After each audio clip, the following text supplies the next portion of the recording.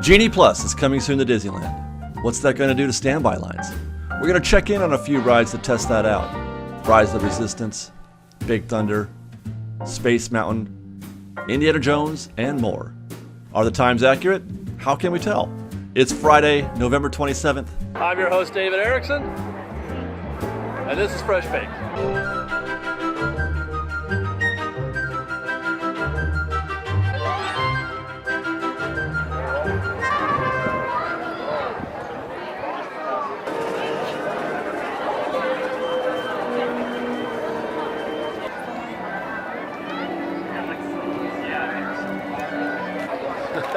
Good heavens, but look at all the people.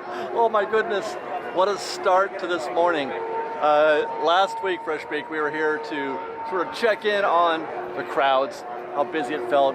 We're in the holiday season. It's here, it's fully in effect. I mean, we just had Thanksgiving yesterday. Today is Black Friday. Traditionally, Black Friday, busiest shopping day of the season. How does that compare here at the Disneyland Resort? It's very busy. I don't know if this is probably about as busy as I felt it here at the park since they've reopened, especially for the time of day. Right now it's still just 10 a.m. So today we're going to kind of follow up on last week's episode, last week's show. I didn't get to go on any rides last week. That's what we're doing today. I'm going to test out some ride times, some actual wait times on attractions. We'll be starting with Rise of Resistance, so I'm not going to wait in that line because I expect it to be half my day. Just kidding. But the real reason that I want to check on wait times is to see how accurate they are.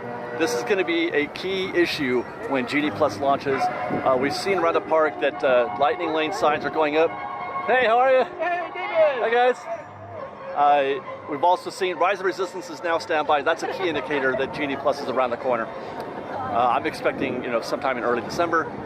So I want to know how accurate those wait times are, those standby wait times, because the fear, the theory, the myth, as it were, is that Disney might inflate those times to make you want to buy a lightning lane. Before I even get to Galaxy's Edge via Frontierland, Big Thunder, what you're looking at here, I don't know if you can tell, this right there, that's Q. That's the back of the queue for Big Thunder. It has been a while since I've seen Big Thunder come out beyond its general frontage there. They've got it winding around in Rancho Park here. Oh my goodness, this is new.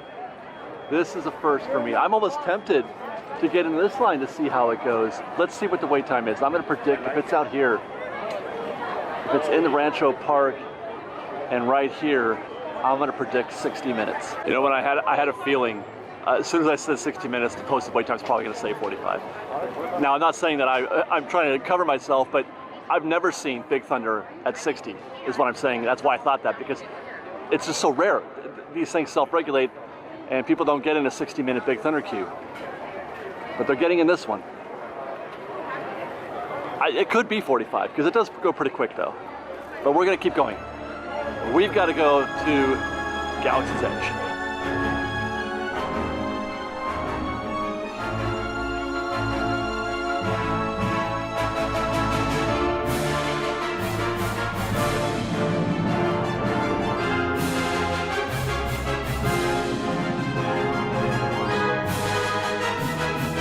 And there's the end of the line at 10:45 a.m. There's the end of the line, and it is poking out into the common walkways. This is something that we didn't see last time we checked in on the place. The posted wait time right now is 90 minutes, and I mean, it could be close to that. As I've said before, in our last visit when we checked, I felt like, the queue proper, as you started to hear, is an hour. From there, it's an hour, but it depends on how deep they're going into Critter Country, which we're gonna go check on in a minute. But they are definitely using all of this extended queue that they built. They built this for standby, man. They built this queue to have standby, not for virtual queue. All this stuff that they did out here, they never used when it was virtual queue. They just never did because they never had to. Rise of the Resistance was built for this purpose, to consume guests, and they are today. Yep, and here we are. We're in the halfway through Hungry Bear dining area. This is the restrooms right here on the left. And it does definitely extend out here into Critter Country. They're using all of this extended queue this morning. So that 90 minutes, I mean, I guess it just depends, but it could be most of that. So is this a win for guests? Is this a win for people, you know? Hi, good morning. Thanks, how you doing? How are you? Do guests win with this situation? I would say for the most part, the response that I'm getting is yes. People just want a chance. They just want a chance to ride, even if it means waiting 90 minutes. 90 minutes really is not that bad, especially if it's not 90 minutes. I wish I could test this again for you guys today, but I have a limited amount of time. I have to test some other rides, but my bet is that it's not 90 minutes, and if it isn't, if it is an hour or something like that, that is a win for the guests today. Now, what's important to remember is that this is in preparation for Genie Plus. Now, as soon as they turn on Genie Plus, as soon as they turn on Lightning Lane, the standby line is going to get longer. Maybe not longer in terms of the number of people in it, but longer in the wait. Every time every fast pass or Lightning Lane ticket that you sell or issue makes the standby line that much longer. Each guest makes it that much longer. So it'll shorten the line, but it'll lengthen the time that you spend waiting in standby. Now there is some potential for good news when it comes to how they distribute, how they weight the crowds. If you pay attention to standby and fast pass, you know that there's a certain distribution percentage. When Disney was in a full-on fast pass mode, they were letting the distribution percentage was 80% to fast pass. That means out of 10 guests, every 100 guests, 80 of them would be coming from fast pass, 20 of them would be coming from standby. That's why it takes longer for standby to cycle through. If you want more detail on how this works, check out the video that Defunctland did on fast pass. It was pretty great. But anyway, this is something that I've been talking about for a long time. This is the reason why the wait times have been short these days, is because there has been no fast pass. News out of Walt Disney World is that the distribution is not 80-20, but rather about 50-50. Half the guests that are going through are Lightning Lane, the other half are standby. That's a very good percentage if it's true and accurate, and if it sticks. Now, the reason why, though, we're kind of not sure if this is going to be good news or not. The reason why it is 50-50 is because they're not selling as many, or I should say, they're not issuing as many. They're selling out. Matter of fact, they're selling them out within minutes. At 7 a.m., all the good Lightning Lane tickets are already distributed. That includes the paid ones and the stuff that's just part of Genie Plus. That means that there's a possibility that they're going to start selling more. They're going to start issuing more fast passes because they're selling out so quickly, and because they're only running at a 50-50 allocation. They could just jack up the number of fast passes issued, Lightning Lanes issued, and then they have to jack up the 80-20. This is a thing that I've been talking about ever since Genie Plus came out. I've been talking about this nonstop. In order to sell Lightning Lane, in order to sell Genie Plus, they have to make it so that it's a benefit, that you go right through, that they're not waiting. Because there have been times in Fast Pass where you would still wait 15-20 minutes to get through, even with a Fast Pass. They can't sell you a Lightning Lane pass or a Genie Plus subscription, for the day, and then have you wait. Okay, so as soon as it gets to the point where guests where there's too many Lightning Lanes, and if they're sticking with the 50-50 percentage, as soon as it gets to the point where people are starting to wait, then they will change the allocation from 50-50 to 60-40, 70-30, 80-20, like it was in the old days. And every time they raise that percentage, every time it goes up to 60, 70, 80, standby gets longer and longer. It's a very sticky situation. Right now they're only doing the 50-50, but they're selling out so quick. That's probably the reason why we haven't had Genie Plus here yet at Disneyland, is that they're trying to work out the bugs. They're trying to work out, how many they're issuing and at what frequency are they letting them through against the standby.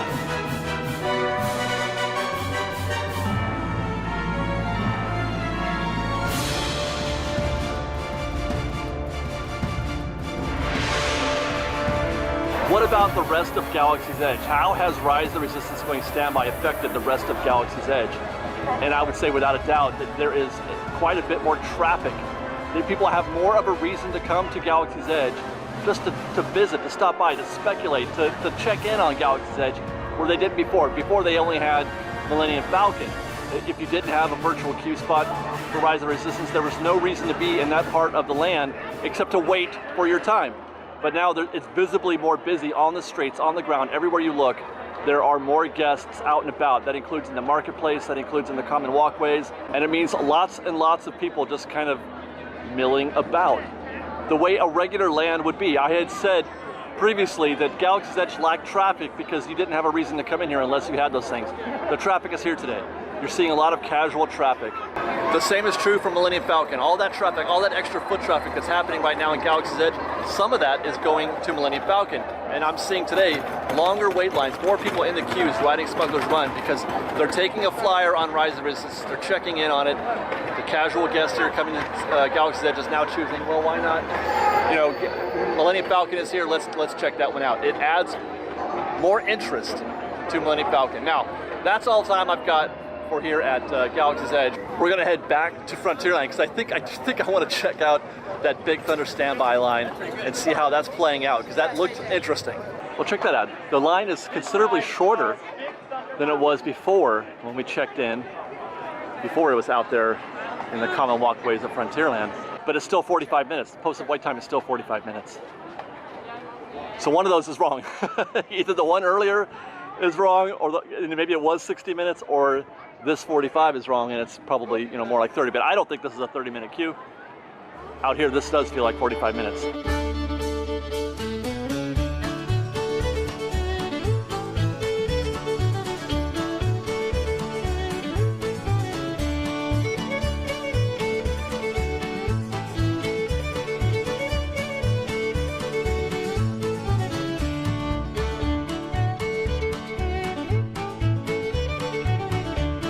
Tell you what, they are cycling guests here at Big Thunder Mountain Railroad. I couldn't believe it. Posted wait time was 45 minutes. We went through that whole queue in 20. I'm here waiting for my train in 20 minutes. We didn't stop. It was grease lightning. That was bad. Oh, hey, look. That's my boat.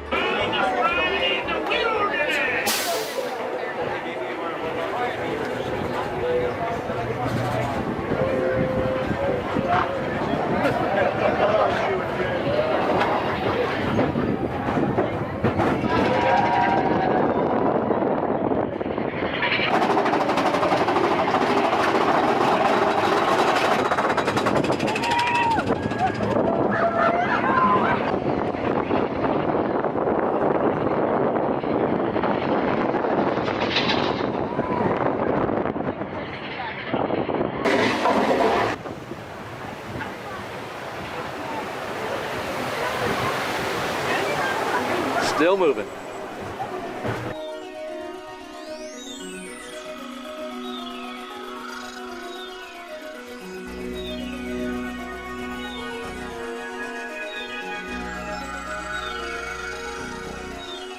Welcome to Tomorrowland. Next stop is Space Mountain, which at 60 minutes is sure to be a challenge. Challenge accepted, Space Mountain. I immediately regret my decision, perhaps. My goodness. Okay, you got all this switchback here, you right? You got that switchback out there, plus there's the interior portion that I'm pretty sure they are using. I do see people going in there. Imagine if there was Fast Pass here right now, imagine. I mean, some of these people wouldn't be in here, for sure, as we mentioned before.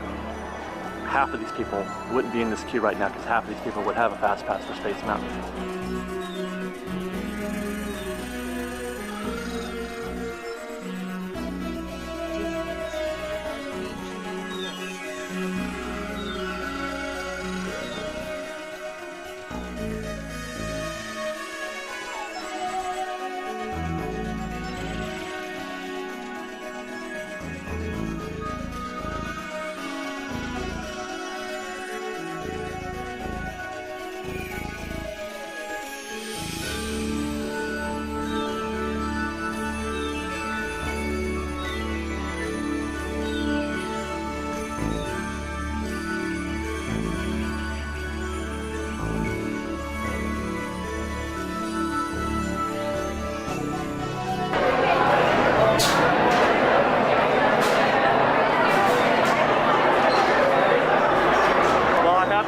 I'm surprised. We are nearly here. We're just about ready to load on. We got a couple minutes to go.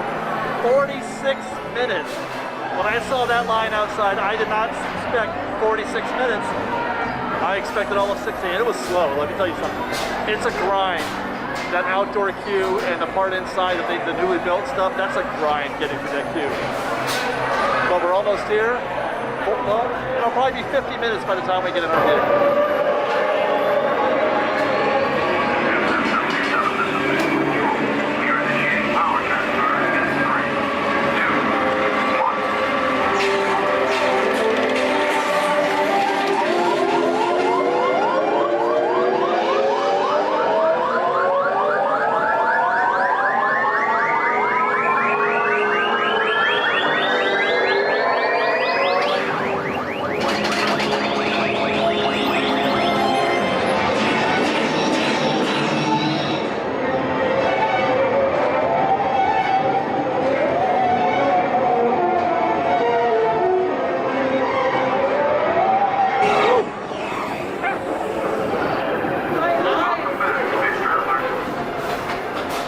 Goodness. That was fantastic.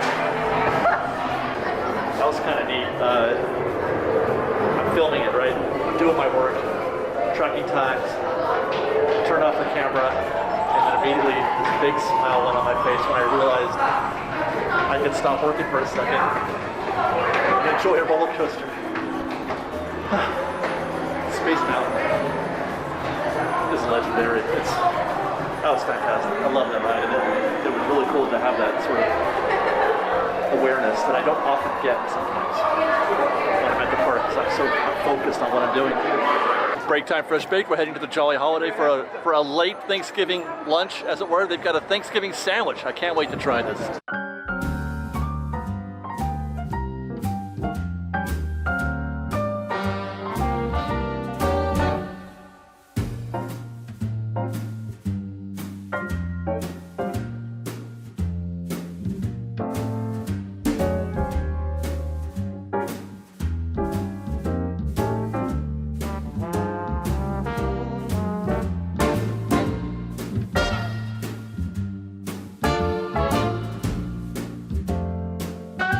Alright, lunch is complete at the Jolly Holiday, albeit a late lunch. The turkey sandwich, it's like a leftover sandwich basically. It's turkey, stuffing, cranberries, pretty good. Would have preferred a little more turkey to stuffing ratio, a little heavy on the stuffing, a little light on the turkey, but all in all, pretty good. Even better if you dip it in the gravy. They give you a side of gravy, which is cool. Pro tip. Take your house chips and dip those in the gravy. That was the winner for me. So we got a couple hours left in our day. We're taking our trip next to Adventureland. We're gonna go check in on Indiana Jones and see how that is comparing to its stated standby wait time. Standby line's over here, folks. Posted wait time of 60 minutes, and the back of the queue is just about to reach the threshold, the entrance, which is not a good sign. You don't want to see that typically, and it is using all of this exterior queue out here. The good news is that Indiana Jones is a fantastic queue. It's fun everywhere, so it's an easy 60 minutes, enjoyable 60 minutes, I should say. Yeah. Oh.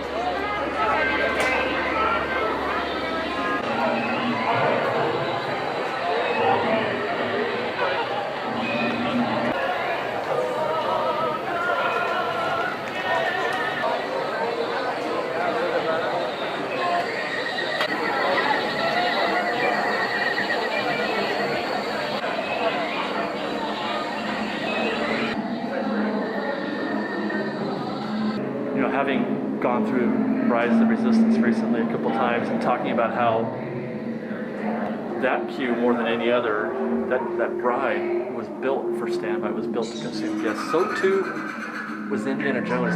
As much as any other, this was built for standby. It was built to consume guests. There's a big long queue that we just went through that we just walked right through. A lot of it very enjoyable. They still are having you collect here in this section, in the film room, etc.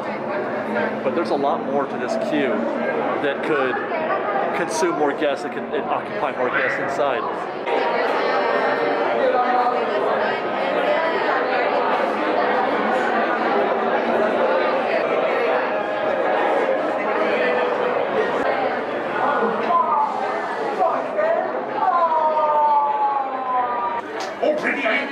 Of the wonders that await you if you avoid the eyes of Mara and keep your I just had a thought. I'm wondering what they're going to do with Lightning Lane in terms of where they insert those guests into the queue, because if you recall, sorry, it's the same loop over and over here again, the safety loop. It's the same 8 seconds. Anyway,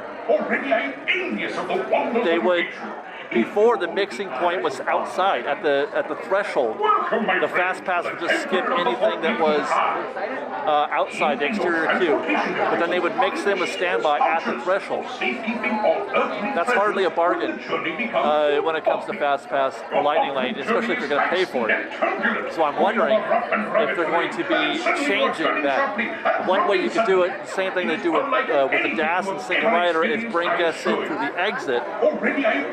And then there's also this, when you get into the film room, they used to make a queue right here on the side for single rider or for DAS at some point, and they would take that queue and they would run it all the way into the office space or whatever. That's a pretty decent bargain when it comes to paying for Lightning Lane. I have to think they're going to do something better than what they did in the past, because again, that's you're not gaining much. You're gaining maybe 10 minutes, if that.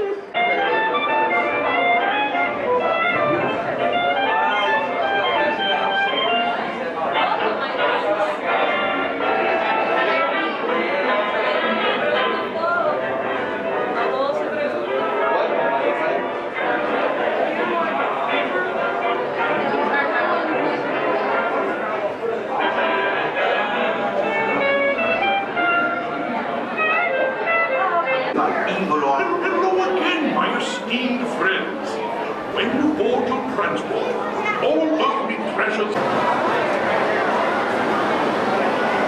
Well, just like Space Mountain, actually a little bit worse than Space Mountain. This took almost all of that hour, 56 minutes to get to this point. We're just about ready to get into our vehicle.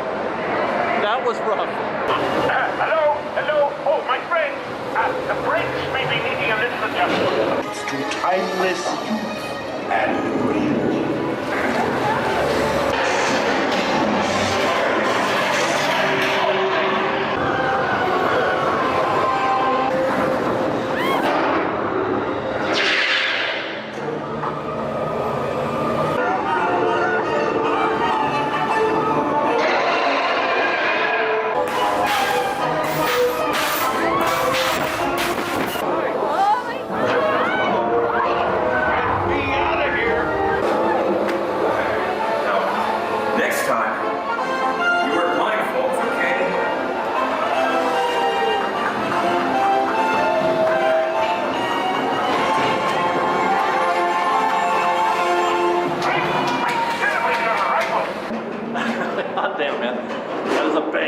They do pay you off at the end of that 60-minute wait with one heck of an attraction. Once again, I have to say, after Space Mountain, just like that, I enjoyed that a lot. I had a lot of fun on that one today.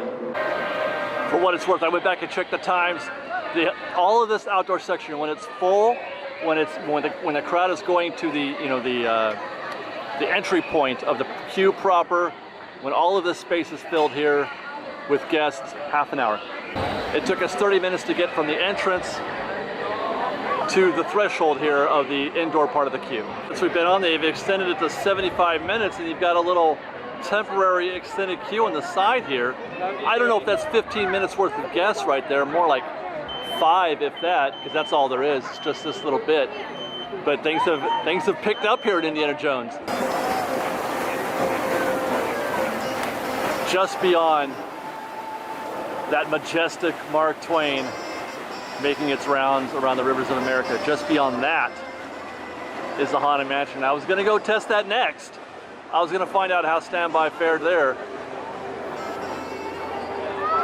But Pirates of the Caribbean is closed. Maybe asking why that makes any difference. Well, it makes a lot of difference. Because where are all those Pirates of the Caribbean guests going to go right now? I would say a good percentage of them are heading over to New Orleans Square, or the other part of New Orleans Square, to ride Haunted Mansion. So it's going to have an artificially high wait time right now. As a matter of fact, if you were to look at the expected wait time right now, it might say something like 45 minutes. It's probably going to be that or more if you were to actually go through the queue. So there's Haunted Mansion at 60 minutes. When you talk about the ripple effect, it doesn't extend apparently to just the Haunted Mansion. I had a thought. What about Splash Mountain? Maybe we can get that one. Maybe the Haunted Mansion's too busy, but maybe we can go to the next attraction, Splash Mountain. Well, the posted wait time, according to the app, is 80 minutes. So it definitely did have some kind of effect there if you look at it that way. But that's the back of the line for Splash Mountain. And that's not 80 minutes. 80 minutes, this thing would extend all the way around. It would end up at Haunted Mansion. Even still, it may not be 80 minutes. The back of the line here in Critter Country proper is never 80 minutes, so I'm not sure what to make of all this. And there's more. There's no way that Haunted Mansion is an hour, 60 minutes, if they're not using this queue. It is empty. There's nobody here, so there's no chance that it's 60 minutes. The app says 10 minutes for Winnie the Pooh. The queue is now running outside. Okay, so here's what happens. The app is often behind schedule in a weird way. It's often the opposite, which makes me question the effectiveness of an app such as Genie Plus. The app is going to tell you it's one thing, but when you get down here on the ground and you look at it and it's completely different. Sometimes in good ways, sometimes in bad. You almost want to do the opposite. If you see that the app says 80 for Splash Mountain, you get in that queue right now. You go look and use your eyes, okay? If you see that what people are doing now is they're seeing that Splash Mountain is 80, so there's like, you know what, maybe we should go over to Winnie the Pooh now instead, because that's only 10 minutes. And now Winnie the Pooh is double its usual time. It's 20 minutes right now, probably. And this is why you need to watch Fresh Baked, because we're gonna sort it out for you. We're gonna tell you what's right and what's not. We're gonna try to give you as much truth as possible. And now it may not, you're gonna have to watch and learn and use your powers of observation when you get to the park and see a thing like this where that's not 10, well maybe it is 10 minutes actually. Winnie the Pooh is usually a walk-on. So usually you go in, usually the back of the queue is way deep in there over there by Tigger or something like that, you know, when the attractions first get in. And normally 80 minutes is nowhere near where we are, it's way back that way. Figure out, you know, that's something that I'm gonna work on, I think. What I'm thinking about is creating a actual wait time, but instead of using landmarks, figure out where the queue is and don't look at the wait times on the app, look at where the guests are in the queue, and then use your historical, you know, observations, as it were, either the ones that I give you or ones you've made on your own, and say that's a 60-minute line or that's a 45-minute line. And so with that, we are going to wrap this episode of Fresh Baked, checking out wait times, seeing how they compare to what's posted, what's reality, and how I think, or we think, that's going to be affected by Genie Plus. In other words, we expect Disney to inflate the wait times just a little bit. The actual time you wait will be less than what's posted, especially when Genie Plus comes around, but of course we're going to be here to test it out when the time comes, hopefully very soon. That's going to be probably early December. Until then, we're going to wrap our day up here. We're going to toss back a few at Tropical Hideaway. Stay tuned for more from Fresh Baked, and then follow us on Instagram at _Fresh Baked, on Twitter at Fresh Baked Disney, that's Fresh with no E, and on TikTok at Fresh Baked Disney. If you like our show and want to show your support, please do consider joining our Patreon campaign at patreon.com/Fresh Baked. And until next time, guys, be safe out there, be kind to one another, and Fresh Baked.